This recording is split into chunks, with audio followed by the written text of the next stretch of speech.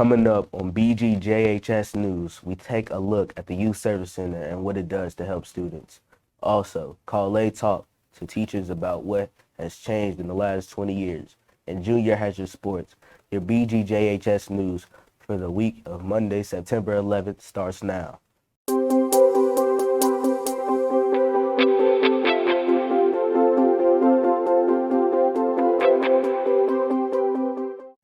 Good afternoon, everyone. I'm Major. Let's start with our top story.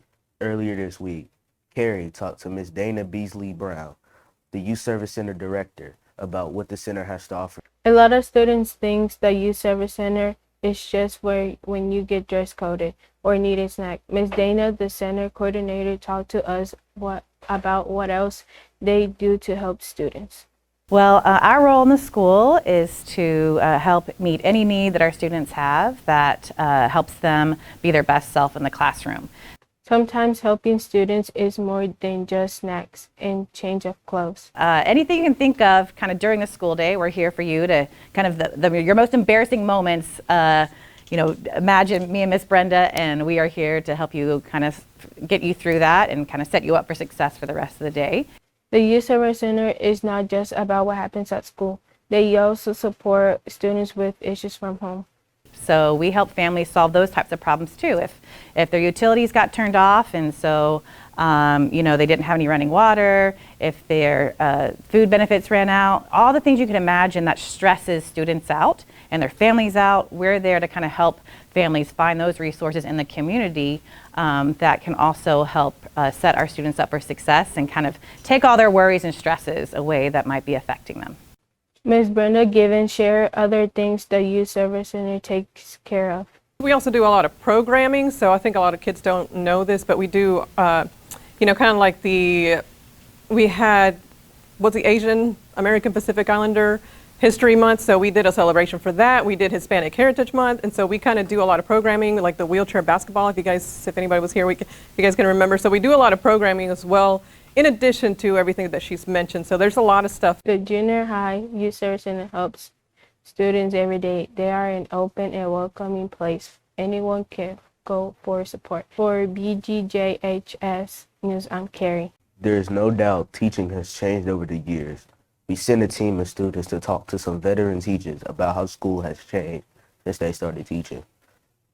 One constant in life is change. Everything changes, sometimes for the better and sometimes for worse.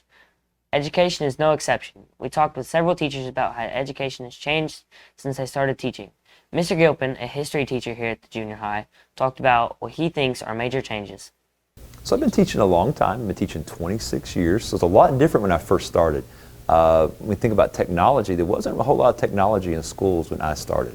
We didn't have the internets, there wasn't computers in the classrooms, there was a computer lab, but it was only used to like type papers on or use like the Google Docs version of Microsoft.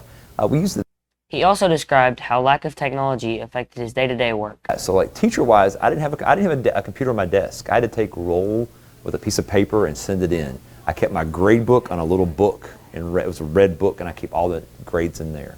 Miss Langford, an 8th grade math teacher, described how hard the first year can be. Well, it was very stressful because I was 22 years old, had just finished college, so I was trying to navigate managing a classroom along with getting all my lesson plans together for my first year, and I had never been in a classroom before other than a student teaching semester. Miss Langford discussed both the positive and negatives of so much technology in the classroom. Sometimes we rely too much on a calculator and finding things on Google instead of working in class and learning our facts and things like that to help us. But positive, there's a lot of tools and programs out there now with technology that help us, that can help the students in the classroom. Even with the changes, school is still an important part of all of our lives. Mr. Gilpin said it best. But the real thing that is always the same and never changes, that's all about students, helping them get better for life, helping them prepare, help them grow. For BGJHS News, I'm Calais. And now, let's take a look at junior high sports with Junior.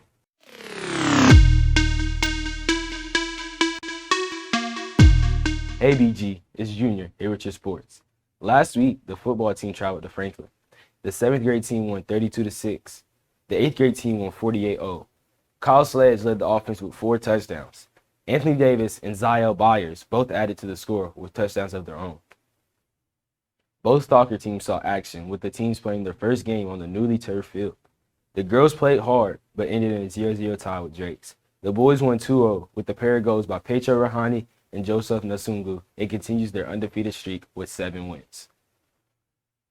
Volleyball saw action against Owensboro and won 2-1. This week, football hosts Drakes at home on Tuesday, and volleyball travels to South on Wednesday. That's your junior high sports for the week. Back to you, Major. Thanks, Jigger. This week we spoke to a member of our 8th grade football team.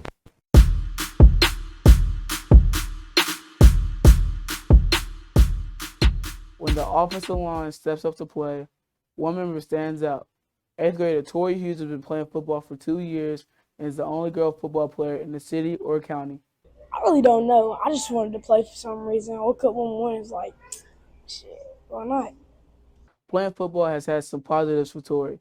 It gave me a whole lot of discipline and basically put me in shape.